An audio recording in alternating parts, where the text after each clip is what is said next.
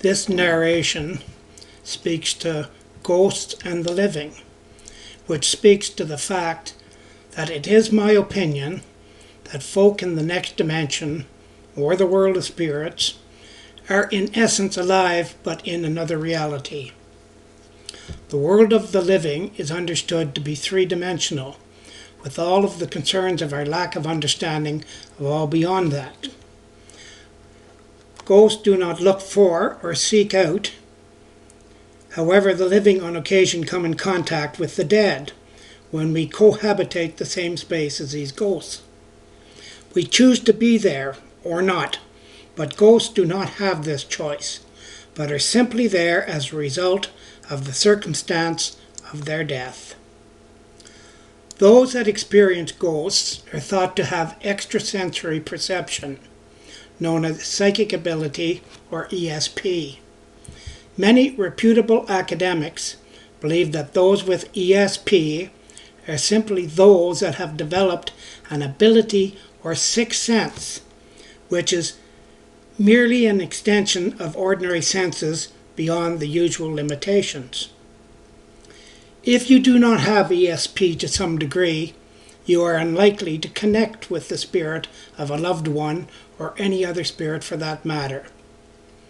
It is believed by many that ESP is common in varying degrees, and perhaps as many as 50% of people have this capability that is usually neglected or suppressed for many reasons, with the two main reasons being ignorance and or fear. It is true that as we move forward, ESP is being accepted in the realm of the mainstream, with the proof of this by the varied television programs now exploiting or exploring the phenomena. An important indication of acceptance is some criminal law enforcement make use of ESP talented people to help them solve crimes, especially crime which has gone cold, using known accepted detection procedures and methods. The reason it has taken this long to acknowledge this extrasensory perceptive ability is up to and including this time ESP was considered religious heresy. Quite frankly, this astonished me, because in fact, atheists state there is no God. Agnostics say if there is a God, prove it. And religious folk believe there is a God because the scriptures say there is. One would think that the proven existence of ghosts would indicate that there is indeed somewhere to move on to. If there is indeed another dimension, does this not prove that atheists may be wrong?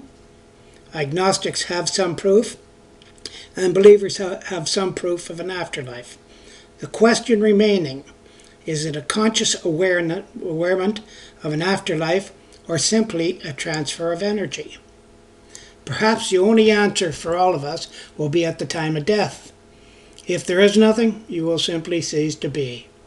If there is a heaven and a hell, there may have been enough truly evil die through time that hell will be quite full.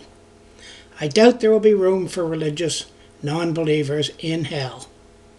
Best of luck on the journey.